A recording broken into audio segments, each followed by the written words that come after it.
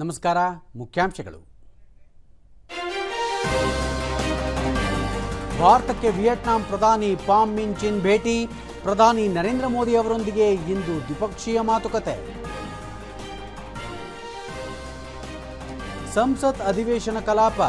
ವಿವಿಧ ಸಚಿವರಿಂದ ಕಾಗದ ಪತ್ರ ಮಂಡನೆ.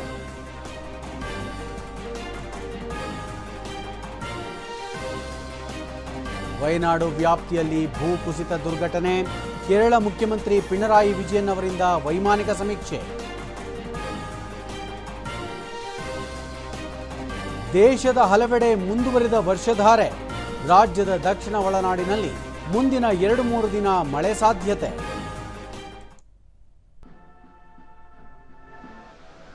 ಮಿಂಚಿನ್ ಅವರು ಪ್ರಧಾನಿ ನರೇಂದ್ರ ಮೋದಿ ಅವರೊಂದಿಗೆ ಇಂದು ದ್ವಿಪಕ್ಷೀಯ ಮಾತುಕತೆ ನಡೆಸಲಿದ್ದಾರೆ. ಗಣ್ಯರ ಗೌರವಾರ್ಥ ಪ್ರಧಾನಿ ನರೇಂದ್ರ ಮೋದಿ ಔತಣಕೂಟವನ್ನು ಏರ್ಪಡಿಸಿದ್ದಾರೆ. ಮಿಂಚಿನ್ ಅವರು ರಾಷ್ಟ್ರಪತಿ ದ್ರೌಪದಿ ಮುರ್ಮು, ಉಪರಾಷ್ಟ್ರಪತಿ ಜಗದೀಪ್ ಧನ್ಕರ್ ಹಾಗೂ ವಿದೇಶಾಂಗ ವ್ಯವಹಾರಗಳ ಸಚಿವ ಡಾಕ್ಟರ್ ಎಸ್ ಜಯಶಂಕರ್ ಅವರನ್ನು ಭೇಟಿ ಮಾಡಿ ಮಾತುಕತೆ ನಡೆಸಲಿದ್ದಾರೆ.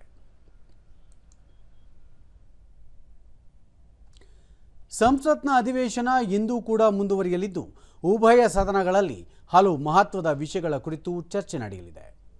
ಲೋಕಸಭೆಯಲ್ಲಿ ಪ್ರಶ್ನೋತ್ತರ ಕಲಾಪ ನಡೆಯಲಿದ್ದು, ನಂತರ ಸದನದ ಮುಂದೆ ಕೆಲವು ಕಾಗದ ಪತ್ರಗಳು ಮಂಡನೆಯಾಗಲಿವೆ. ರಾಜ್ಯಸಭೆಯಲ್ಲೂ ಪ್ರಶ್ನೋತ್ತರ ಕಲಾಪ, ಕಾಗದ ಪತ್ರಗಳ ಮಂಡನೆಯಾಗಲಿದ್ದು, ಆರೋಗ್ಯ ಮತ್ತು ಕುಟುಂಬ ಕಲ್ಯಾಣ ಸಚಿವಾಲಯಕ್ಕೆ ಬಜೆಟ್ನಲ್ಲಿ ಮೀಸಲಿಟ್ಟಿರುವ ಅನುದಾನದ ಸದ್ಬಳಕೆ ಬಗ್ಗೆ ಚರ್ಚೆ ನಡೆಯಲಿದೆ. ರಾಷ್ಟ್ರಪತಿ ದ್ರೌಪದಿ ಮುರ್ಮು ಅವರ ಅಧ್ಯಕ್ಷತೆಯಲ್ಲಿ ನಾಳೆಯಿಂದ 2 ದಿನಗಳ ರಾಜ್ಯಪಾಲರ ಸಮಾವೇಶ ರಾಷ್ಟ್ರಪತಿ ಭವನದಲ್ಲಿ ನಡೆಯಲಿದೆ. ಇದೇ ಮೊದಲ ಬಾರಿಗೆ ದ್ರೌಪದಿ ಮುರ್ಮು ಅವರು ರಾಜ್ಯಪಾಲರ ಸಮಾವೇಶದ ಅಧ್ಯಕ್ಷತೆ ವಹಿಸಲಿದ್ದಾರೆ. ಸಮಾವೇಶದಲ್ಲಿ ಎಲ್ಲ ರಾಜ್ಯಗಳ ರಾಜ್ಯಪಾಲರು ಭಾಗವಹಿಸಲಿದ್ದಾರೆ ಎಂದು ರಾಷ್ಟ್ರಪತಿ ಅವರ ಸಚಿವಾಲಯ ತಿಳಿಸಿದೆ. ಉಪರಾಷ್ಟ್ರಪತಿ ಜಗದೀಪ್ ಧನ್ಕರ್, ಪ್ರಧಾನಿ ನರೇಂದ್ರ ಮೋದಿ, ಕೇಂದ್ರ ಸಚಿವರಾದ ಅಮಿತ್ ಶಾ, ಧರ್ಮೇಂದ್ರ ಪ್ರಧಾನ್, ಶಿವರಾಜ್ ಸಿಂಗ್ ಚೌಹಾಣ್, ಅಶ್ವಿನಿ ವೈಷ್ಣವ್ ಮತ್ತು ಡಾಕ್ಟರ್ ಮನ್ಸುಖ್ ಮಾಂಡವಿಯಾ ಸೇರಿದಂತೆ ಹಲವರು ಪಾಲ್ಗೊಳ್ಳಲಿದ್ದಾರೆ. ನೀತಿ ಆಯೋಗದ ಉಪಾಧ್ಯಕ್ಷ ಹಾಗೂ ಮುಖ್ಯ ಕಾರ್ಯನಿರ್ವಹಣಾಧಿಕಾರಿ, ಪ್ರಧಾನಮಂತ್ರಿ ಅವರ ಕಚೇರಿಯ ಹಿರಿಯ ಅಧಿಕಾರಿಗಳು, ಗೃಹ ಸಚಿವಾಲಯದ ಹಿರಿಯ ಅಧಿಕಾರಿಗಳು ಭಾಗಿಯಾಗಲಿದ್ದಾರೆ. 3 ಹೊಸ ಕ್ರಿಮಿನಲ್ ಕಾನೂನುಗಳು, ಉನ್ನತ ಶಿಕ್ಷಣದಲ್ಲಿ ಸುಧಾರಣೆಗಳು, ವಿಶ್ವವಿದ್ಯಾಲಯಗಳಿಗೆ ಮಾನ್ಯತೆ ನೀಡುವುದು ಹಾಗೂ ಅಭಿವೃದ್ಧಿಪಡಿಸಬೇಕಾದ ವಲಯಗಳ ಕುರಿತು ಸಮಾವೇಶದಲ್ಲಿ ವಿಸ್ತೃತ ಚರ್ಚೆ ನಡೆಯಲಿದೆ. Professor KV. ಸುಬ್ರಮಣಿಯನ್ ಅವರು ಬರೆದಿರುವ India at 100 envisioning tomorrow's economic powerhouse ಎಂಬ ಪುಸ್ತಕವನ್ನು ಕೇಂದ್ರ ವಾಣಿಜ್ಯ ಮತ್ತು ಕೈಗಾರಿಕಾ ಸಚಿವ ಪಿಯೂಷ್ ಗೋಯಲ್ ದೆಹಲಿಯಲ್ಲಿ ನಿನ್ನೆ ಬಿಡುಗಡೆ ಮಾಡಿದರು.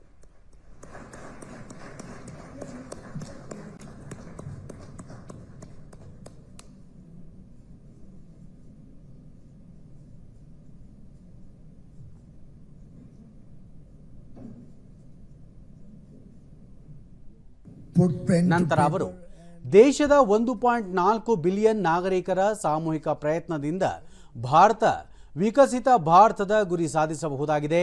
ಮೂಲಸೌಕರ್ಯ, ಉದ್ಯೋಗ ಸೃಷ್ಟಿ, ಪ್ರವಾಸೋದ್ಯಮ, ಉತ್ಪಾದನೆ, ಹಡಗು ಮತ್ತು ತಂತ್ರಜ್ಞಾನ ಸೇರಿದಂತೆ ಎಲ್ಲ ಕ್ಷೇತ್ರಗಳಲ್ಲೂ 2047ರ ವೇಳೆಗೆ ಭಾರತ ಅಭಿವೃದ್ಧಿ ಹೊಂದಿದ ರಾಷ್ಟ್ರವಾಗಲಿದೆ ಎಂದು ವಿಶ್ವಾಸ ವ್ಯಕ್ತಪಡಿಸಿದ್ದಾರೆ.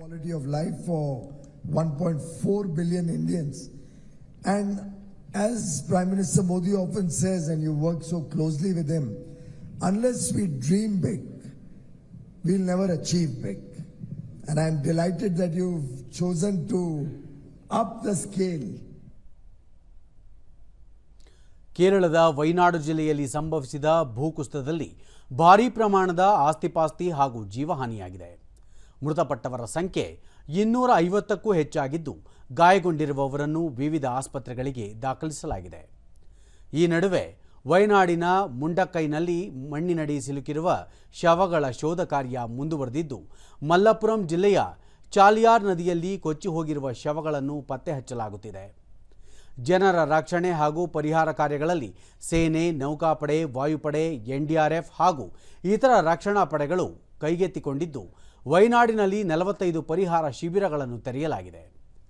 ಭೂಕುಸಿತವಾಗಿರುವ ವಯನಾಡು ಪ್ರದೇಶದಲ್ಲಿ ಕೇರಳ ಮುಖ್ಯಮಂತ್ರಿ ಪಿಣರಾಯಿ ವಿಜಯನ್ ವೈಮಾನಿಕ ಸಮೀಕ್ಷೆ ನಡೆಸಿದರು.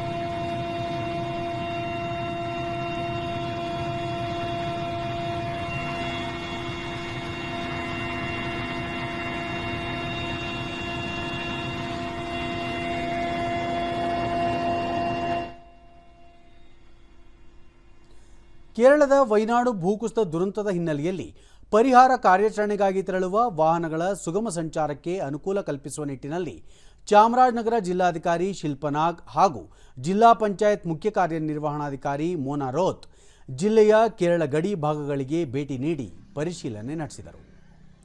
ತಹಸೀಲ್ದಾರ್ ಕಾಳಜಿ ಕೇಂದ್ರಕ್ಕೆ ಭೇಟಿ ನೀಡಿ ಸಂತ್ರಸ್ತರ ಯೋಗಕ್ಷೇಮ ವಿಚಾರಿಸಿದರು.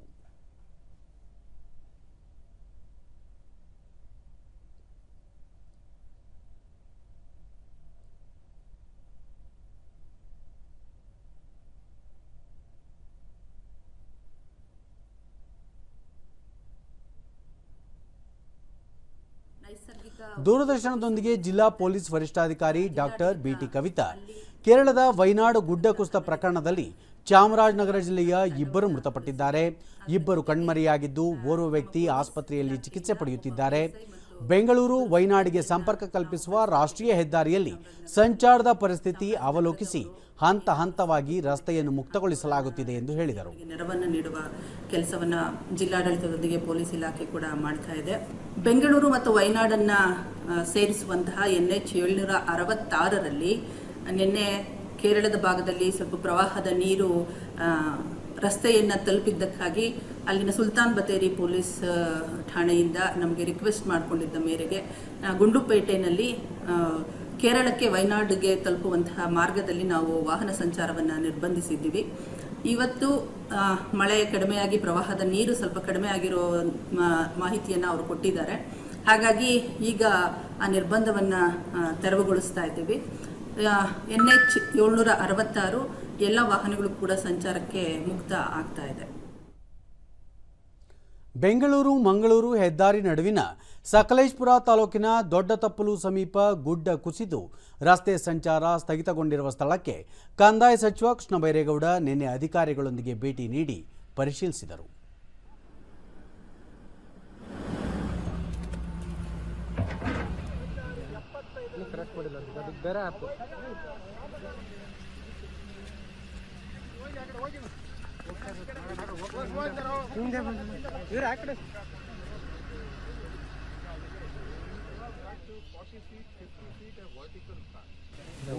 ಬಳಿಕ ಮಾಧ್ಯಮಗಳೊಂದಿಗೆ ಅವರು ರಾಜ್ಯದ ಹಲವು ಭಾಗಗಳಲ್ಲಿ ಮಳೆಯಿಂದಾಗಿ ರಸ್ತೆ ಗುಡ್ಡ ಕುಸಿದು ತೀವ್ರ ಹಾನಿಯಾಗಿದೆ.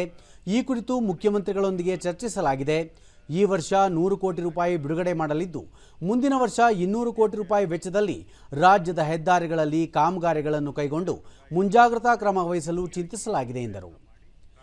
ಕೇರಳ ದುರಂತದ ಕುರಿತು ಪ್ರತಿಕ್ರಿಯಿಸಿದ ಸಚಿವರು ರಾಜ್ಯದಿಂದ ಈಗಾಗಲೇ ಇಬ್ಬರು IAS ಅಧಿಕಾರಿಗಳು ಭೂಕುಸಿತ ಪ್ರದೇಶಕ್ಕೆ ತೆರಳಿದ್ದಾರೆ. ರಾಜ್ಯದಿಂದ ಪರಿಹಾರ ಸಾಮಗ್ರಿಗಳನ್ನು ಕಳುಹಿಸಲಾಗಿದೆ. ಕೇರಳದ ನೆರವಿಗೆ ಸೌಲಭ್ಯಗಳನ್ನು ಒದಗಿಸಲು ಸರ್ಕಾರ ಸಿದ್ಧವಿದೆ ಎಂದು ತಿಳಿಸಿದರು. ನಾನಾ ರೀತಿಯ ತೊಂದರೆಗಳನ್ನು ನಾವು ಅನುಭವಿಸ್ತಾನೆ ಇದ್ದೇವೆ. ಈಗ ನ್ಯಾಷನಲ್ ಹೈವೇನವರು ಈ ಕಷ್ಟಕರವಾದಂಥ ಪರಿಸ್ಥಿತಿಯಲ್ಲಿ ರಾಷ್ಟ್ರೀಯ ಹೆದ್ದಾರಿಯನ್ನು ನಿರ್ಮಾಣ ಮಾಡ್ತಾ ಇದ್ದಾರೆ. ಇಲ್ಲಿ ಈ ಶಿರಾಡಿ ಘಾಟ್ನಲ್ಲಿ ರಸ್ತೆ ನಿರ್ಮಾಣ ಮಾಡುವಂಥದ್ದೇ ಒಂದು ದೊಡ್ಡ ಇಂಜಿನಿಯರಿಂಗ್ ಚಾಲೆಂಜ್ ಅಂತ ನಾವು ಹೇಳ್ಬೋದು. ಅದರ ನಡುವೆನೂ ಕೂಡ ಅವರು ಕೆಲಸ ಮಾಡ್ತಾ ಇದ್ದಾರೆ. ಹಾವೇರಿ ಜಿಲ್ಲೆಯಲ್ಲಿ ಮಳೆ ಬಾಧಿತ ಪ್ರದೇಶಗಳಿಗೆ ಸಕ್ಕರೆ ಹಾಗೂ ಜಿಲ್ಲಾ ಉಸ್ತುವಾರಿ ಸಚಿವ ಶಿವಾನಂದ ಪಾಟೀಲ್ ನಿನ್ನೆ ಭೇಟಿ ನೀಡಿ ಪರಿಶೀಲನೆ ನಡೆಸಿದರು. ಬ್ಯಾಡಗಿ ಶಾಸಕ ಬಸವರಾಜ ಶಿವಣ್ಣನವರ, ಜಿಲ್ಲಾಧಿಕಾರಿ ವಿಜಯ ಮಹಾಂತೇಶ್ ದಾನಮ್ಮನವರ್, ಜಿಲ್ಲಾ ಪಂಚಾಯತ್ ಮುಖ್ಯ ಕಾರ್ಯನಿರ್ವಹಣಾಧಿಕಾರಿ ಅಕ್ಷಯ್ ಶ್ರೀಧರ್ ಮತ್ತಿತರರು ಉಪಸ್ಥಿತರಿದ್ದರು. ಸಚಿವರು ಹಾವೇರಿ, ಸವಣೂರು ಹಾಗೂ ಹಾನಗಲ್ ತಾಲೂಕಿನ ವಿವಿಧ ಗ್ರಾಮಗಳಿಗೆ ಭೇಟಿ ನೀಡಿ ಬೆಳೆ ಹಾನಿ ಹಾಗೂ ಮನೆ ಹಾನಿ ಪರಿಶೀಲನೆ ನಡೆಸಿ ಪರಿಹಾರ ಕ್ರಮಗಳ ಬಗ್ಗೆ ಅಧಿಕಾರಿಗಳಿಗೆ ಸೂಚನೆ ನೀಡಿದರು. ಜಿಲ್ಲೆಯ ಕುಣಿಮಳ್ಳಿಹಳ್ಳಿ ವರದಾ ನದಿ ಹಳೆ ಸೇತುವೆ ಪಕ್ಕದ ಜಮೀನುಗಳಿಗೆ ನದಿ ನೀರು ನುಗ್ಗಿದ ಹಿನ್ನೆಲೆಯಲ್ಲಿ ಹಾನಿಯಾದ ಬೆಳೆ ಪರಿಶೀಲನೆ ನಡೆಸಿದರು.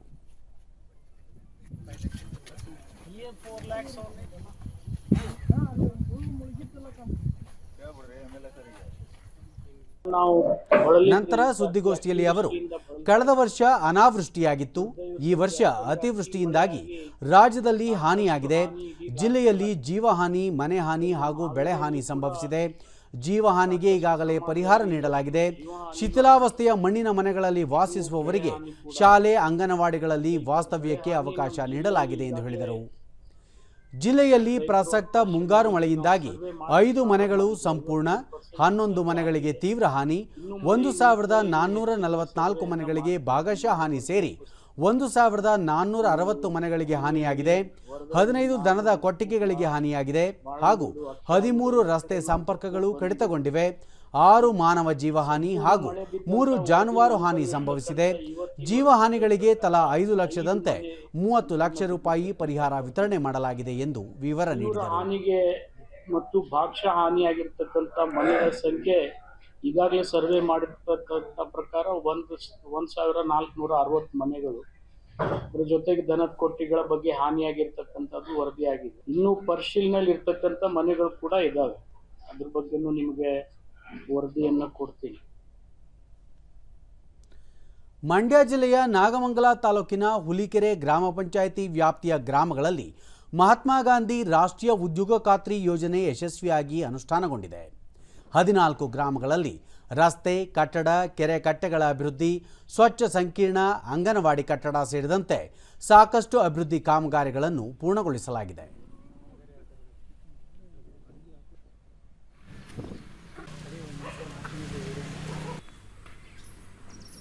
ಮತ್ತೆ ಇದು ದೂರದರ್ಶನದೊಂದಿಗೆ ಫಲಾನುಭವಿ ಪುನೀತ್ ದಿನಕ್ಕೆ 349 ರೂಪಾಯಿ ಕೂಲಿಯಂತೆ ಪ್ರತಿ ವಾರ ಹಣ ತಮ್ಮ ಖಾತೆಗೆ ಜಮೆಯಾಗುತ್ತಿದೆ.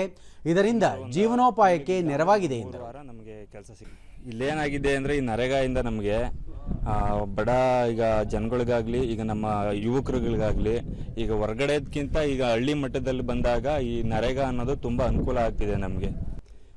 ಮತ್ತೋರ್ವ ಫಲಾನುಭವಿ ರಾಮಕೃಷ್ಣೇಗೌಡ ಮನ್ರೇಗಾ ಯೋಜನೆಯಡಿ 100 ದಿನಗಳ ಕೆಲಸ ನೀಡುತ್ತಿರುವುದರಿಂದ ಬೇರೆ ನಗರ ಪ್ರದೇಶಗಳಿಗೆ ತೆರಳಿ ಕಾರ್ಯನಿರ್ವಹಿಸುವುದು ತಪ್ಪಿದೆ ಎಂದರು.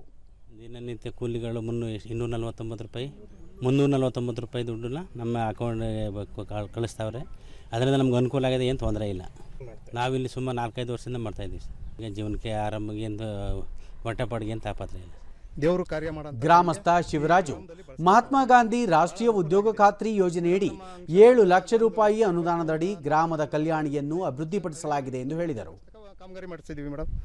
ಕಣ ಮಾಡಿದ್ದೀವಿ, ಸಾರ್ವಜನಿಕರು ಕಣ ಮಾಡಿದ್ದೀವಿ, ಬಾಕ್ಸ್ ಚರಂಡಿಗಳು ಮಾಡಿದ್ದೀವಿ, ಕೆರೆ ಕಟ್ಟೆ ಮಾಡಿದ್ದೀವಿ. ಅಲ್ಲಿಂದ ಈರುಳ್ಳಿ ಶೆಡ್ಗಳು ಕೊಟ್ಟಿದ್ದಾರೆ, ಬಟ್ಟೆ ಕೊಟ್ಟಿಗೆಗಳು ಕೊಟ್ಟಿದ್ದಾರೆ. ರೈತರು ಜೊತೆಗೆ ಭಾಳ ಅನುಕೂಲ ಮಾಡಿಕೊಟ್ಟಿದೆ ಮೇಡಮ್. ಈ ಕಾಮಗಾರಿಯಿಂದ ಭಾಳ ಅನುಕೂಲ ಆಗಿದೆ. ಕೇಂದ್ರ ಸರ್ಕಾರದ ಗ್ರಾಮ ಪಂಚಾಯಿತಿ ಅಭಿವೃದ್ಧಿ ಅಧಿಕಾರಿ ಮಲ್ಲೇಶ್ ಮನ್ರೇಗಾ ಯೋಜನೆಯಡಿ 2023-24ನೇ ಸಾಲಿನಲ್ಲಿ 100% ಕಾರ್ಯನಿರ್ವಹಿಸಿದ್ದು ಸರ್ಕಾರದ ಆದೇಶದಂತೆ 18 ಕಾಮಗಾರಿಗಳನ್ನು ಪೂರ್ಣಗೊಳಿಸಲಾಗಿದೆ ಎಂದು ಮಾಹಿತಿ ನೀಡಿದರು. 170ರಷ್ಟು ಪ್ರಗತಿಯನ್ನು ಸಾಧಿಸಿದ್ದೀವಿ. ಪಂಚಾಯಿತಿಯಲ್ಲಿ 1780 job card, active job card ಇದೆ. ಸಾಕಷ್ಟು 100% ಕ್ರಾಸ್ ಆಗುವ ಮಟ್ಟದಲ್ಲಿ ಕಾಮಗಾರಿಗಳು ಮತ್ತು ಕೂಲಿ ಹಣವನ್ನು ಕೂಡ ಪಾವತಿ ಮಾಡಿರುತ್ತೇವೆ. ಈ ನರೇಗಾ ಯೋಜನೆ ತಾಲೂಕು ಪಂಚಾಯಿತಿ ಗ್ರಾಮೀಣ ಉದ್ಯೋಗ ಖಾತ್ರಿ ಯೋಜನೆಯ ಸಹಾಯಕ ನಿರ್ದೇಶಕರಾದ ಮೇನಕಾದೇವಿ ಹುಲಿಕೆರೆ ಗ್ರಾಮ ಪಂಚಾಯಿತಿ ವ್ಯಾಪ್ತಿಯ 14 ಗ್ರಾಮಗಳಲ್ಲಿ 2 ಕೋಟಿ ರೂಪಾಯಿ ವೆಚ್ಚದಲ್ಲಿ ಕೆರೆ ಕಟ್ಟೆ, ಕಲ್ಯಾಣಿ ನವೀಕರಣ, ಶಾಲಾ ಕಾಂಪೌಂಡ್, ಎರೆಹುಳು ಘಟಕಗಳನ್ನು ನಿರ್ಮಿಸಲಾಗಿದೆ ಎಂದು ಮಾಹಿತಿ ನೀಡಿದರು. ಇದರ ಅವಕಾಶ ಇದೆ. NRLM ಶೆಡ್ಡು, SHE ಶೆಡ್ಡು, ಇದನ್ನೆಲ್ಲ ಹೊಸದಾಗಿ ನಾವು SHE ಶೆಡ್ಡು ಕೂಡ ನಾವು ಇಲ್ಲಿ ಒಂದು ಕನ್ಸ್ಟ್ರಕ್ಷನ್ ನಡೀತಾ ಇದೆ. ಇದಲ್ಲದೇನೆ ವೈಯಕ್ತಿಕ ಕಾಮಗಾರಿಗಳಾದಂತಹ ಕೊಟ್ಟಿಗೆ ಇರ್ಬೋದು, ದನದ ಕೊಟ್ಟಿಗೆ, ಕುರಿ ಕೊಟ್ಟಿಗೆ, ಮೇಕೆ ಶೆಡ್ಡು, ಕೃಷಿ ಹೊಂಡ ನಿರ್ಮಾಣ, ಇದರ ಜೊತೆಗೆ ನಾವು ವಿವಿಧ ಬಚ್ಚಲಗುಂಡಿ, ಎರೆಹುಳು ಘಟಕ, ಈ ಎಲ್ಲ ಕಾಮಗಾರಿಗಳನ್ನು ಕೂಡ ನಾವು ಈ ನರೇಗಾ ಯೋಜನೆಯಲ್ಲಿ ತಗೊಂಡಿದ್ದೀವಿ. ಮಂಗಳೂರಿನಲ್ಲಿ ಕಾಲೇಜು ವಿದ್ಯಾರ್ಥಿನಿಯ ಜೀವ ಉಳಿಸಿದ ಖಾಸಗಿ ಬಸ್ ಚಾಲಕನ ಸಮಯ ಪ್ರಜ್ಞೆಯ ಬಗ್ಗೆ ಎಲ್ಲೆಡೆ ಮೆಚ್ಚುಗೆ ವ್ಯಕ್ತವಾಗುತ್ತಿದೆ. ಎಂದಿನಂತೆ ಕುಳೂರು ಮಾರ್ಗವಾಗಿ ಸಂಚರಿಸುತ್ತಿದ್ದ ಕೃಷ್ಣ ಪ್ರಸಾದ್ ಬಸ್ನಲ್ಲಿ ಕಾಲೇಜು ವಿದ್ಯಾರ್ಥಿನಿಗೆ ಎದೆನೋವು ಕಾಣಿಸಿಕೊಂಡಿದೆ. ಆಗ ಬಸ್ ಚಾಲಕ ಸಮಯ ಪ್ರಜ್ಞೆಯಿಂದ 6 ಕಿಲೋಮೀಟರ್ ದೂರವನ್ನು ಕೆಲವೇ ನಿಮಿಷಗಳಲ್ಲಿ ಕ್ರಮಿಸಿ ಆಸ್ಪತ್ರೆ ತಲುಪಿದ್ದಾರೆ. ಇದರಿಂದ ವಿದ್ಯಾರ್ಥಿನಿಗೆ ಸೂಕ್ತ ಸಮಯದಲ್ಲಿ ಚಿಕಿತ್ಸೆ ದೊರಕಿ ಪ್ರಾಣಾಪಾಯದಿಂದ ಪಾರಾಗಿದ್ದಾರೆ.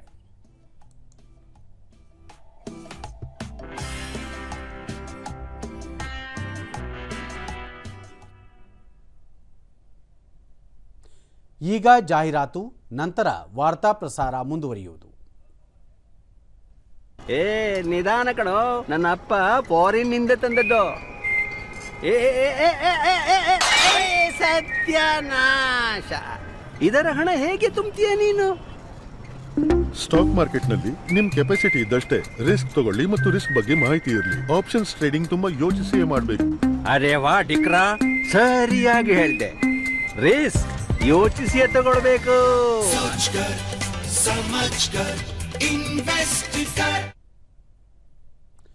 ಚಾಮರಾಜನಗರ ಜಿಲ್ಲಾಡಳಿತ, ಕನ್ನಡ ಮತ್ತು ಸಂಸ್ಕೃತಿ ಇಲಾಖೆ ಹಾಗೂ ಮೈಸೂರು ಆಕಾಶವಾಣಿ ಕೇಂದ್ರದ ಸಹಯೋಗದೊಂದಿಗೆ ಆಯೋಜಿಸಿದ್ದ ಜಾನಪದ ಸಂಭ್ರಮ ಕಾರ್ಯಕ್ರಮಕ್ಕೆ ಶಾಸಕ ಕೆ ವಿವೇಕಾನಂದ ಚಾಲನೆ ನೀಡಿದರು.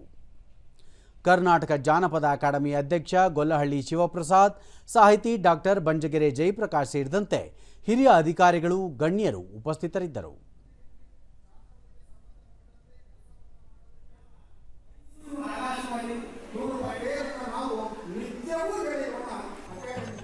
ಇದೇ ವೇಳೆ ಜಾನಪದ ಕಲಾ ತಂಡಗಳಿಂದ ಸಾಂಸ್ಕೃತಿಕ ಕಾರ್ಯಕ್ರಮಗಳನ್ನು ಹಮ್ಮಿಕೊಳ್ಳಲಾಗಿತ್ತು.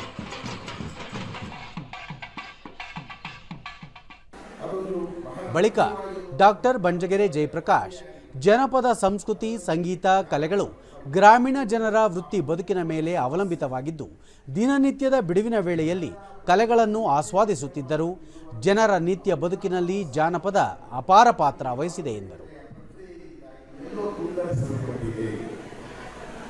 ಆ ತುಂಡರಿಸಲ್ಪಟ್ಟಿರೋದ್ರಿಂದ ಇವತ್ತು ನಾವು ಬದುಕಿನ ಭಾಗವಾಗಿ ನಮ್ಮ ಕಲೆಗಳನ್ನು ನಾವು ಬೆಳೆಸಬೇಕು.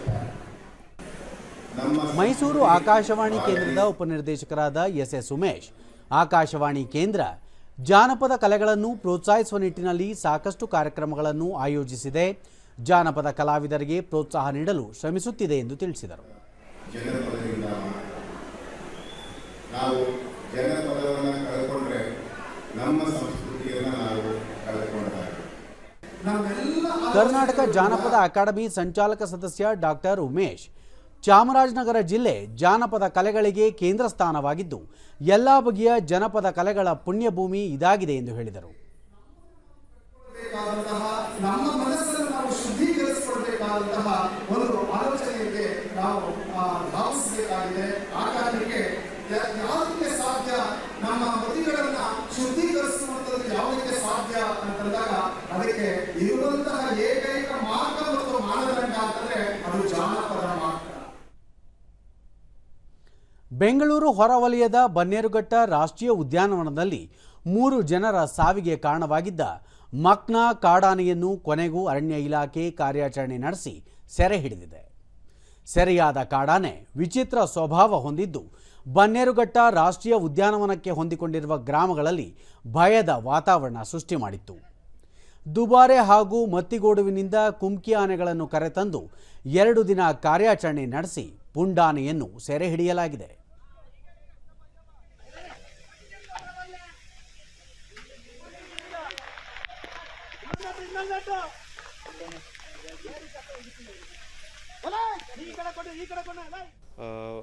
ದೂರದರ್ಶನದೊಂದಿಗೆ ಬನ್ನೇರುಘಟ್ಟ ಜೈವಿಕ ಉದ್ಯಾನವನದ ಕಾರ್ಯನಿರ್ವಾಹಕ ಅಧಿಕಾರಿ ಸೂರ್ಯಸೇನ್, ಬನ್ನೇರುಘಟ್ಟ ರಾಷ್ಟ್ರೀಯ ಉದ್ಯಾನವನದಲ್ಲಿ ಪುಂಡಾಟ ಮಾಡುತ್ತಿದ್ದ ಕಾಡಾನೆಯನ್ನು ಸೆರೆ ಹಿಡಿದು ಮೃಗಾಲಯಕ್ಕೆ ಹೊಂದಿಕೊಂಡಂತೆ ಇರುವ ಸೀಗೆಕಟ್ಟೆ ಆನೆ ಬಿಡಾರದಲ್ಲಿ ಇರಿಸಲಾಗಿದೆ ಎಂದು ಹೇಳಿದರು. ಕರ್ನಾಟಕ ಅರಣ್ಯ ಇಲಾಖೆ ಅವರು ಒಂದು ಸ್ಪೆಷಲ್ ತಂಡವನ್ನು ಫಾರ್ಮ್ ಮಾಡಿ ಮತ್ತಿಗೋಡು ಮತ್ತು ದುಬಾರೆಯಿಂದ ಜನರನ್ನ ಕರೆದು ಅದ್ರ ಜೊತೆಯಲ್ಲಿ ಕುಮ್ಕಿ ಆನೆಗಳನ್ನ ಕರೆದು ಈ ಒಂದು ಕಾರ್ಯಾಚರಣೆಯನ್ನು ನಡೆಸಿದರು. ಈ ಒಂದು ತಡೆ ಹಿಡಿರುವ ಏನೋ ಒಂದು ಆನೆ ಇದೆ, ಮಕ್ನಾ ಆನೆ ಇದೆ, ಅದನ್ನು ನಾವು ಈಗ ನಮ್ಮ ಜೈವಿಕ ಉದ್ಯಾನವನ ವ್ಯಾಪ್ತಿಯಲ್ಲಿ ನಮ್ಮ ಕ್ರಾಲಲ್ಲಿ ನಾವು ಅದನ್ನು ಇಟ್ಟಿದ್ದೀವಿ, ನಮ್ಮ ಎಲಿಫೆಂಟ್ ಕ್ಯಾಂಪಲ್ಲಿ. ಸೊ ಈಗ ಅದು ಟ್ರೈನ್ ಮಾಡುವುದು, ಅದನ್ನು ಪಳಗಿಸುವ ಜವಾಬ್ದಾರಿ ನಮಗೆ ಬಂದಿರ್ತದೆ. ಸೊ ಆ ಒಂದು ಕಾರ್ಯವನ್ನು ನಾವು ಈಗ ಮಾಡ್ತಾ ಇದ್ದೀವಿ. ಶಿವಮೊಗ್ಗದ ಕೆಆರ್ಪುರಂನ ಕರ್ನಾಟಕ ಪಬ್ಲಿಕ್ ಶಾಲೆಯನ್ನು ಪಿಎಂಸಿ ಯೋಜನೆಯಡಿ ಉನ್ನತೀಕರಿಸಲಾಗಿದ್ದು, ಖಾಸಗಿ ಶಾಲೆಗೆ ಕಡಿಮೆ ಇಲ್ಲದಂತೆ ವಿದ್ಯಾರ್ಥಿಗಳು ಹಾಗೂ ಪೋಷಕರನ್ನು ಆಕರ್ಷಿಸುತ್ತಿದೆ. ಇಲ್ಲಿ ಸುಸಜ್ಜಿತ ಮೂಲಸೌಕರ್ಯಗಳಿದ್ದು ಗುಣಮಟ್ಟದ ಶಿಕ್ಷಣ ನೀಡಲಾಗುತ್ತಿದೆ. ವಿದ್ಯಾರ್ಥಿಗಳ ಸಂಖ್ಯೆ ವರ್ಷದಿಂದ ವರ್ಷಕ್ಕೆ ಹೆಚ್ಚಾಗುತ್ತಿದೆ. ಈ ಕುರಿತು ಒಂದು ವರದಿ.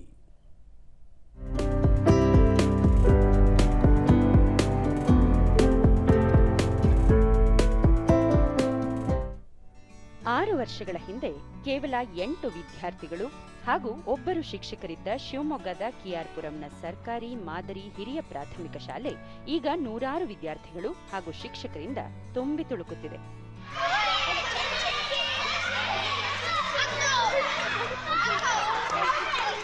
ಸಂಪೂರ್ಣ ಮುಚ್ಚುವ ಹಂತದಲ್ಲಿದ್ದ ಸರ್ಕಾರಿ ಶಾಲೆಯನ್ನು ಕರ್ನಾಟಕ ಪಬ್ಲಿಕ್ ಶಾಲೆ ಹಾಗೂ ಪಿಎಂ ಶ್ರೀ ಯೋಜನೆಯಡಿ ಉನ್ನತೀಕರಿಸಲಾಗಿದ್ದು, ಯಾವುದೇ ಖಾಸಗಿ ಶಾಲೆಗೂ ಕಡಿಮೆ ಇಲ್ಲದಂತೆ ವಿದ್ಯಾರ್ಥಿಗಳು ಹಾಗೂ ಪೋಷಕರನ್ನು ಸೆಳೆಯುತ್ತಿದೆ. ಸುಸಜ್ಜಿತ ಮೂಲಸೌಕರ್ಯ ಹಾಗೂ ಉತ್ತಮ ಗುಣಮಟ್ಟದ ಶಿಕ್ಷಣದಿಂದ ಆಕರ್ಷಿತರಾಗಿ ಶಾಲೆಗೆ ಸೇರುವ ವಿದ್ಯಾರ್ಥಿಗಳ ಸಂಖ್ಯೆ ವರ್ಷದಿಂದ ವರ್ಷಕ್ಕೆ ಹೆಚ್ಚಾಗುತ್ತಿದೆ.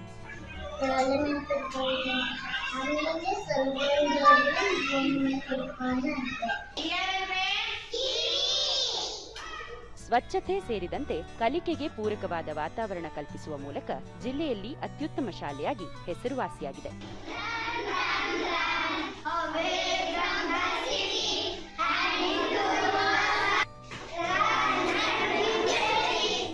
ದೂರದರ್ಶನದೊಂದಿಗೆ ಪೋಷಕ ರಾಜಶೇಖರಯ್ಯ, ಶಾಲೆಯಲ್ಲಿ ಪ್ರತಿಯೊಂದು ಸೌಕರ್ಯ ಒದಗಿಸಲಾಗಿದೆ. ಪಠ್ಯೇತರ ಚಟುವಟಿಕೆಗಳು ಸೇರಿದಂತೆ ವಿದ್ಯಾರ್ಥಿಗಳಿಗೆ ಕಡಿಮೆ ವೆಚ್ಚದಲ್ಲಿ ಎಲ್ಲಾ ರೀತಿಯ ಶಿಕ್ಷಣ ನೀಡಲಾಗುತ್ತಿದೆ ಎಂದು ತಿಳಿಸಿದರು. ನಮ್ಮ ಮಗನಿಗೆ ಈ ಥರ ಹಿಂಗೆ 1ನೇ ಸ್ಟ್ಯಾಂಡರ್ಡಿಗೆ ಹಾಕಬೇಕು ಅಂತ ಯೋಚನೆ ಮಾಡಿ ಬಂದಿದ್ದೀವಿ. ನಾವು ಅಡ್ಮಿಷನ್ ಮಾಡಿಸ್ತೀವಿ ಅಂತ ಹೇಳಿ ಅಡ್ಮಿಷನ್ ಮಾಡಿ ಸರ್. ಇಲ್ಲಿವರೆಗೂ ನಾವು 5ನೇ ಕ್ಲಾಸ್ ಸರ್ ನಮ್ಮ ಹುಡುಗ. ಇಲ್ಲಿ ಪ್ರತಿಯೊಂದು ರೀತಿಯ ಸ್ಪೆಷಲಿಟೀಸ್ ಇದೆ. ಆಮೇಲೆ ಊಟ ಇರ್ಬೋದು, ಶಾಲಾ ಒಂದು ಸ್ವಚ್ಛತೆ ಇರ್ಬೋದು, ಮಕ್ಕಳಿಗೆ ಯಾವ ರೀತಿ ಈ ರೀತಿ ನಡ್ಕೊಂಡು ಹೋಗ್ಬೇಕು, ಜೀವನದಲ್ಲಿ ಯಾವ ರೀತಿ ಕೆಲಸಗಳನ್ನು ಮಾಡಬೇಕು, ಅಭ್ಯಾಸ ಯಾವ ರೀತಿ ಮಾಡಬೇಕು, ಪ್ರತಿಯೊಂದು ಚಟುವಟಿಕೆಗಳನ್ನು ಚೆನ್ನಾಗಿ ಹೇಳ್ಕೊಡ್ತಾರೆ. ದಿವ್ಯಾ ತನ್ನ 2 ಮಕ್ಕಳು ಇಲ್ಲಿಯೇ ವ್ಯಾಸಂಗ ಮಾಡುತ್ತಿದ್ದು, ಖಾಸಗಿ ಶಾಲೆಗಳಿಗಿಂತ ಇಲ್ಲಿ ಗುಣಮಟ್ಟದ ಶಿಕ್ಷಣ ನೀಡಲಾಗುತ್ತಿದೆ ಎಂದು ಮೆಚ್ಚುಗೆ ವ್ಯಕ್ತಪಡಿಸಿದರು. ಎಜುಕೇಷನ್ ವೈಸ್ ಬಂದರೆ ಪ್ರೈವೇಟ್ಗಿಂತ ಇಲ್ಲಿಂದೇ ತುಂಬ ಚೆನ್ನಾಗಿದೆ. ನಾನು ಬೇರೆ ಕಡೆ ಪ್ರೈವೇಟ್ ಕಡೆ ಎಲ್ಲ ವಿಸಿಟ್ ಮಾಡಿ ಬಂದಿದ್ದೆ. ನಂಗೆ ಇಲ್ಲೇ ಬೆಟರ್ ಅನ್ನಿಸ್ತು. ಮಕ್ಕಳು ತುಂಬ ಚೆನ್ನಾಗಿ ನನ್ನ ಮಗಳಿಗೆ ಅನ್ನೋದು ಬರ್ತಾ ಇರಲಿಲ್ಲ. ಕೊರೋನಾ ಟೈಮಲ್ಲಿ ನನ್ನ ಮಗಳು ಸೇರಿದ್ದು. ತುಂಬ ಚೆನ್ನಾಗಿ ಇವಾಗ ಓದ್ತಾಳೆ ಕೂಡ. ಶಾಲೆಯ ಮುಖ್ಯ ಶಿಕ್ಷಕಿ ದಾನಮ್ಮ, ಶಾಲೆಯಲ್ಲಿ ಒಟ್ಟು 220 ವಿದ್ಯಾರ್ಥಿಗಳಿದ್ದು ಚಟುವಟಿಕೆ ಆಧಾರಿತ ಶಿಕ್ಷಣ ನೀಡಲಾಗುತ್ತಿದೆ. LKG, UKG ಮಕ್ಕಳಿಗೆ ಉಚಿತವಾಗಿ ಪಠ್ಯಪುಸ್ತಕ, ಸಮವಸ್ತ್ರವನ್ನು ವಿತರಿಸಲಾಗುವುದು ಎಂದು ಮಾಹಿತಿ ನೀಡಿದರು. ಉತ್ತಮ ರೀತಿಯ ಗುಣಮಟ್ಟದ ಶಿಕ್ಷಣವನ್ನು ಮತ್ತು ಉತ್ತಮ ರೀತಿಯ ಭೌತಿಕ ಸ್ಥಿತಿಯನ್ನು ಕಾಪಾಡಿಕೊಳ್ಳೋದಕ್ಕೆ PM ಶ್ರೀ ಯೋಜನೆಯಲ್ಲಿ ಅನುದಾನಗಳು ಬಂದಿದ್ದು, ಇವಾಗ ಎಲ್ಲ ಪಠ್ಯಪುಸ್ತಕಗಳು ವಿತರಣೆಯಾಗಿದ್ದು, ಈ ವರ್ಷದಲ್ಲಿ ಮಕ್ಕಳಿಗೆ ಡೈರಿಯನ್ನು ವಿತರಣೆ ಮಾಡಿದ್ದಾರೆ. KPS ಅನುದಾನದ ಅಡಿಯಲ್ಲಿ ಬರುವಂಥ ಎಲ್ಲ ಚಟುವಟಿಕೆಗಳಿಗೂ ಕೂಡ ಪಾಲುದಾರರಾಗಿ ಕೆಲಸಗಳನ್ನು ಮಾಡ್ತಾ ಇದ್ದಾರೆ. ಶಿಕ್ಷಣ ಸಂಯೋಜಕ ಮಲ್ಲಿಕಾರ್ಜುನ್, ಆಂಗ್ಲ ಮಾಧ್ಯಮದಲ್ಲಿ LKG, UKG ಆರಂಭಿಸುವ ಮೂಲಕ ಶಾಲೆಯ ಉನ್ನತಿಗೆ ಮುನ್ನುಡಿ ಬರೆಯಲಾಯಿತು. ಇದೀಗ ಶಿಕ್ಷಕರು, ಜನಪ್ರತಿನಿಧಿಗಳ ಪ್ರಯತ್ನದಿಂದ ಮಾದರಿ ಶಾಲೆಯಾಗಿ ಬೆಳೆದು ನಿಂತಿದೆ ಎಂದು ಹರ್ಷಿಸಿದರು. ಮೊದಲಿಗೆ ಕರ್ನಾಟಕ ಪಬ್ಲಿಕ್ ಸ್ಕೂಲ್ ಅಂತ ಹೇಳಿ ಇದಕ್ಕೆ ಸ್ಯಾಂಕ್ಷನ್ ಆಗಿ LKG, UKG ಇಂದ ಆಂಗ್ಲ ಮಾಧ್ಯಮವನ್ನು ಪ್ರಾರಂಭಿಸಿದ್ವಿ. ಎಲ್ಲ ಶಾಲೆಗಳಿಗೆ ಒಂದು ಮಾದರಿ. ಪೋಷಕರು, ವಿದ್ಯಾರ್ಥಿಗಳು, ಜನಪ್ರತಿನಿಧಿಗಳು, ಅಧಿಕಾರಿಗಳು ಇವರೆಲ್ಲರೂ ಒಟ್ಟುಗೂಡಿದ್ರೆ ಒಂದು ಶಾಲೆಯನ್ನು ಯಾವ ರೀತಿ ಬೆಳೆಸಬಹುದು ಅನ್ನೋದಕ್ಕೆ ಇದೊಂದು ಮಾದರಿಯಾಗಿ ನಿಂತಿದೆ. ಕ್ಷೇತ್ರ ಶಿಕ್ಷಣಾಧಿಕಾರಿ ರಮೇಶ್, PM ಶ್ರೀ ಯೋಜನೆಯಡಿ ಶಾಲೆಗೆ ದೊರೆತ ವಿಶೇಷ ಅನುದಾನವನ್ನು ಸಮರ್ಪಕವಾಗಿ ಬಳಕೆ ಮಾಡಿಕೊಂಡು ಶಾಲೆಯನ್ನು ಅಭಿವೃದ್ಧಿಪಡಿಸಲಾಗಿದ್ದು, ಗುಣಮಟ್ಟದ ಶಿಕ್ಷಣಕ್ಕೆ ಆದ್ಯತೆ ನೀಡಲಾಗಿದೆ ಎಂದು ತಿಳಿಸಿದರು. ಸರ್ಕಾರದಿಂದ ಕೊಟ್ಟಂತ ಸೌಲಭ್ಯಗಳನ್ನ ವ್ಯವಸ್ಥಿತವಾಗಿ ಬಳಸಿಕೊಂಡು ಇಲ್ಲಿ ಶಿಕ್ಷಕರು ಮತ್ತೆ ಇಲ್ಲಿ SDMC ಅವರು ಮತ್ತು ಪೋಷಕರು ಬಹಳ ಚೆನ್ನಾಗಿ ಕೆಲಸ ಮಾಡಿದ್ದಾರೆ. ಪ್ರಾಯಶಃ ನಮ್ಮ ಎಲ್ಲಾ ಶಾಲೆಗಳಲ್ಲೂ ಇದೇ ರೀತಿ ಶಿಕ್ಷಕರು, ಪೋಷಕರು ಮತ್ತೆ SDMC ಅವರು, ಸಾರ್ವಜನಿಕರು ಈ ರೀತಿಯಲ್ಲಿ ಅವರೆಲ್ಲರೂ ಕೈ ಜೋಡಿಸಿದ್ರೆ ಎಲ್ಲ ಶಾಲೆಗಳು ಇದೇ ತರ ಆಗ್ತವೆ. ಪ್ರಾಯಶಃ ಈ ಶಾಲೆ ನೋಡಕ್ ಬಹಳ ಸಂತೋಷ ಆಗ್ತಾ ಇದೆ. ಒಟ್ಟಾರೆ ಸರ್ಕಾರಿ ಯೋಜನೆಗಳನ್ನು ಸಮರ್ಪಕವಾಗಿ ಬಳಸಿಕೊಳ್ಳುವಲ್ಲಿ ಇಚ್ಛಾಶಕ್ತಿ ಪ್ರದರ್ಶಿಸಿದಲ್ಲಿ ಯಶಸ್ಸು ಸಾಧ್ಯ ಎಂಬುದಕ್ಕೆ ಶಿವಮೊಗ್ಗದ KR ಪುರಂನ ಈ ಶಾಲೆ ಸಾಕ್ಷಿಯಾಗಿದೆ.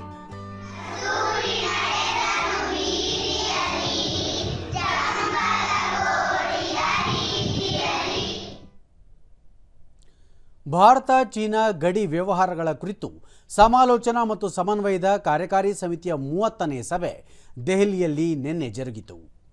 ವಿದೇಶಾಂಗ ವ್ಯವಹಾರಗಳ ಸಚಿವಾಲಯದ ಜಂಟಿ ಕಾರ್ಯದರ್ಶಿ ಗೌರಾಂಗ್ ಲಾಲ್ ದಾಸ್ ಭಾರತದ ನಿಯೋಗದ ನೇತೃತ್ವ ವಹಿಸಿದ್ದರೆ, ಚೀನಾದ ವಿದೇಶಾಂಗ ವ್ಯವಹಾರಗಳ ಸಚಿವಾಲಯದ ಹೊಂಗ್ ಲಿಯಾಂಗ್ ಚೀನಾ ನಿಯೋಗದ ನೇತೃತ್ವ ವಹಿಸಿದ್ದರು. ಸಭೆಯಲ್ಲಿ ಗಡಿ ನಿಯಂತ್ರಣ ರೇಖೆಯಲ್ಲಿನ ಸದ್ಯದ ಸ್ಥಿತಿಗತಿ, ಗಡಿ ವಿವಾದ ಸೇರಿದಂತೆ ಹಲವು ವಿಷಯಗಳ ಬಗ್ಗೆ ಸಮಗ್ರವಾಗಿ ಚರ್ಚಿಸಲಾಯಿತು. ಸೂಕ್ತ ದ್ವಿಪಕ್ಷೀಯ ಒಪ್ಪಂದ, ಶಿಷ್ಟಾಚಾರ ಹಾಗೂ ಎರಡೂ ಸರ್ಕಾರದ ನಡುವಿನ ಒಡಂಬಡಿಕೆಯಿಂದ ಗಡಿಯಲ್ಲಿ ಶಾಂತಿ ಮತ್ತು ಸುವ್ಯವಸ್ಥೆ ಕಾಪಾಡಲು ಜಂಟಿ ಪ್ರಯತ್ನಗಳನ್ನು ನಡೆಸಲು ಉಭಯ ದೇಶಗಳು ಒಪ್ಪಿಗೆ ಸೂಚಿಸಿದವು.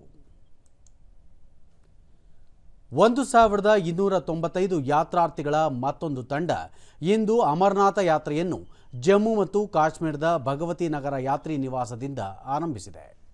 ಯಾತ್ರಾರ್ಥಿಗಳು 48 ವಾಹನಗಳಲ್ಲಿ ಇಂದು ಬೆಳಗ್ಗೆ ಶಿಬಿರದಿಂದ ಪ್ರಯಾಣ ಬೆಳೆಸಿದರು. ಇದರಲ್ಲಿ 1066 ಪುರುಷರು, 182 ಮಹಿಳೆಯರು, 42 ಸಾಧುಗಳು, 4 ಸಾಧ್ವಿಯರು ಮತ್ತು ಓರ್ವ ತೃತೀಯ ಲಿಂಗಿ ಇದ್ದಾರೆ. ಅವರಲ್ಲಿ 349 ಯಾತ್ರಾರ್ಥಿಗಳು ಬಲ್ತಾಲ್ ಶಿಬಿರದ ಮಾರ್ಗವಾಗಿ ಮತ್ತು 946 ಯಾತ್ರಾರ್ಥಿಗಳು ಪಹಲ್ಗಾಂವ್ ಮಾರ್ಗದಲ್ಲಿ ಯಾತ್ರೆ ಕೈಗೊಂಡಿದ್ದಾರೆ. ಉತ್ತರಾಖಂಡದಲ್ಲಿ ಭಾರೀ ಮಳೆಯಿಂದಾಗಿ ಹಲವು ಗುಡ್ಡಗಾಡು ಪ್ರದೇಶಗಳಲ್ಲಿ ಭೂಕುಸಿತ ಸಂಭವಿಸಿದೆ. ರಾಜ್ಯದ ಪ್ರಮುಖ ನದಿಗಳಲ್ಲಿ ನೀರಿನ ಮಟ್ಟ ಏರಿಕೆಯಾಗಿದೆ. ಮಳೆ ಸಂಬಂಧಿ ಭೂಕುಸಿತದಲ್ಲಿ ತೆಹರಿ ಜಿಲ್ಲೆಯಲ್ಲಿ 3 ಮೃತಪಟ್ಟಿದ್ದರೆ ಹರಿದ್ವಾರ ಜಿಲ್ಲೆಯಲ್ಲಿ ಮನೆಗೋಡೆ ಕುಸಿದು 2 ಮಕ್ಕಳು ಸಾವನ್ನಪ್ಪಿದ್ದಾರೆ. ಡೆಹ್ರಾಡೂನ್ನಲ್ಲಿ ಓರ್ವ ವ್ಯಕ್ತಿ ಮೃತಪಟ್ಟಿದ್ದು ಮತ್ತೊಬ್ಬ ವ್ಯಕ್ತಿ ನೀರಿನಲ್ಲಿ ಕೊಚ್ಚಿಕೊಂಡು ಹೋಗಿದ್ದಾರೆ. ರಕ್ಷಣೆ ಹಾಗೂ ಪರಿಹಾರ ಕಾರ್ಯಗಳು ಸಮರೋಪಾದಿಯಲ್ಲಿ ಸಾಗಿವೆ. ಹಿಮಾಚಲ ಪ್ರದೇಶದಲ್ಲೂ ಭಾರೀ ಮಳೆಯಿಂದಾಗಿ 19 ಮಂದಿ ಕಣ್ಮರೆಯಾಗಿದ್ದಾರೆ. ರಾಂಪುರ್ ಪ್ರದೇಶದ ಸಮೀಖಾನ್ನಲ್ಲಿ ಜಲ ವಿದ್ಯುತ್ ಯೋಜನೆ ಬಳಿ ಮೇಘಸ್ಫೋಟ ಸಂಭವಿಸಿದ್ದು ಕಣ್ಮರೆಯಾಗಿರುವವರ ಪತ್ತೆಗೆ ಎಸ್ಡಿಆರ್ಎಫ್ ತಂಡ ಮತ್ತು ರಕ್ಷಣಾ ಪಡೆ ಕಾರ್ಯಾಚರಣೆಯಲ್ಲಿ ತೊಡಗಿವೆ.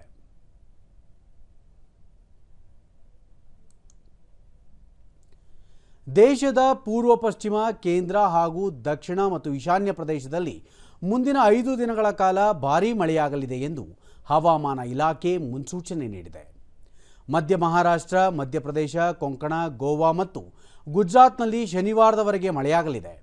ಅಂತೆಯೇ ಅಸ್ಸಾಂ, ಮೇಘಾಲಯ, ಮಣಿಪುರ ಮತ್ತು ಮಿಜೋರಾಂಗಳಲ್ಲಿ ಇಂದು ಭಾರೀ ಮಳೆಯಾಗಲಿದೆ ಎಂದು ಇಲಾಖೆ ತಿಳಿಸಿದೆ. ಅಲ್ಲದೆ ಉತ್ತರಾಖಂಡ್, ಹಿಮಾಚಲ ಪ್ರದೇಶ, ಪಂಜಾಬ್, ಹರಿಯಾಣ, ಚಂಡೀಗಢ ಮತ್ತು ಉತ್ತರ ಪ್ರದೇಶದಲ್ಲಿ ಇಂದಿನಿಂದ 3 ದಿನಗಳ ಕಾಲ ಮಳೆಯಾಗಲಿದೆ ಎಂದು ಹವಾಮಾನ ಇಲಾಖೆ ಹೇಳಿದೆ. ರಾಜ್ಯದ ದಕ್ಷಿಣ ಒಳನಾಡಿನ ಹಲವೆಡೆ ಮುಂದಿನ 2-3 ದಿನಗಳಲ್ಲಿ ಭಾರೀ ಮಳೆಯಾಗುವ ಸಾಧ್ಯತೆ ಇದೆ ಎಂದು ಹವಾಮಾನ ಇಲಾಖೆ ಮುನ್ಸೂಚನೆ ನೀಡಿದೆ. ಭಾರತದ ಖ್ಯಾತ ಕ್ರಿಕೆಟ್ ಪಟು ಹಾಗೂ ತರಬೇತುದಾರರಾಗಿದ್ದ ಅಂಶುಮಾನ್ ಗಾಯಕ್ವಾಡ್ ಅವರ ನಿಧನಕ್ಕೆ ಪ್ರಧಾನಮಂತ್ರಿ ನರೇಂದ್ರ ಮೋದಿ ತೀವ್ರ ಸಂತಾಪ ಸೂಚಿಸಿದ್ದಾರೆ. ತಮ್ಮ ಸಾಮಾಜಿಕ ಮಾಧ್ಯಮ ಪೋಸ್ಟ್ನಲ್ಲಿ ಅವರು, ಅಂಶುಮಾನ್ ಅವರು ಕ್ರಿಕೆಟ್ಗೆ ನೀಡಿರುವ ಕೊಡುಗೆಯಿಂದಾಗಿ ಅವರನ್ನು ಸದಾ ಸ್ಮರಿಸಲಾಗುತ್ತದೆ. ಅವರು ಅದ್ಭುತ ಆಟಗಾರ ಅಷ್ಟೇ ಅಲ್ಲದೆ ಅತ್ಯುತ್ತಮ ತರಬೇತುದಾರರೂ ಆಗಿದ್ದರು. ಅವರ ನಿಧನದಿಂದ ದುಃಖವಾಗಿದೆ ಎಂದು ಹೇಳಿದ್ದಾರೆ. ಗೃಹ ಸಚಿವ ಅಮಿತ್ ಶಾ ಅಂಶುಮಾನ್ ಗಾಯಕ್ವಾಡ್ ಅವರ ನಿಧನಕ್ಕೆ ಸಂತಾಪ ಸೂಚಿಸಿ, ಗಾಯಕ್ವಾಡ್ ಅವರ ಕ್ರಿಕೆಟ್ ಕೌಶಲ್ಯ ಭಾರತೀಯ ಕ್ರಿಕೆಟ್ಗೆ ಹೆಮ್ಮೆ ತಂದಿದೆ ಎಂದು ಹೇಳಿದ್ದಾರೆ. ಕೊನೆಯಲ್ಲಿ ಮತ್ತೊಮ್ಮೆ ಮುಖ್ಯಾಂಶಗಳು. ಭಾರತಕ್ಕೆ ವಿಯೆಟ್ನಾಂ ಪ್ರಧಾನಿ ಪಾಮ್ ಮಿನ್ ಚಿನ್ ಭೇಟಿ. ಪ್ರಧಾನಿ ನರೇಂದ್ರ ಮೋದಿ ಅವರೊಂದಿಗೆ ಇಂದು ದ್ವಿಪಕ್ಷೀಯ ಮಾತುಕತೆ.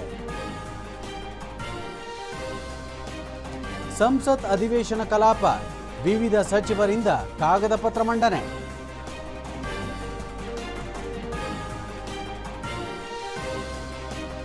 ವಯನಾಡು ವ್ಯಾಪ್ತಿಯಲ್ಲಿ ಭೂಕುಸಿತ ದುರ್ಘಟನೆ. ಕೇರಳ ಮುಖ್ಯಮಂತ್ರಿ ಪಿಣರಾಯಿ ವಿಜಯನ್ ಅವರಿಂದ ವೈಮಾನಿಕ ಸಮೀಕ್ಷೆ. ದೇಶದ ಹಲವೆಡೆ ಮುಂದುವರಿದ ವರ್ಷಧಾರೆ. ರಾಜ್ಯದ ದಕ್ಷಿಣ ಒಳನಾಡಿನಲ್ಲಿ ಮುಂದಿನ 2-3 ದಿನ ಮಳೆ ಸಾಧ್ಯತೆ. ನಮ್ಮ ವಾರ್ತಾ ಪ್ರಸಾರವನ್ನು ನೀವು ಡಿಡಿ ಚಂದನ ನ್ಯೂಸ್ ಯೂಟ್ಯೂಬ್, ಎಕ್ಸ್ ಖಾತೆ, ಫೇಸ್ಬುಕ್ ಹಾಗೂ ಇನ್ಸ್ಟಾಗ್ರಾಂನಲ್ಲೂ ವೀಕ್ಷಿಸಬಹುದು.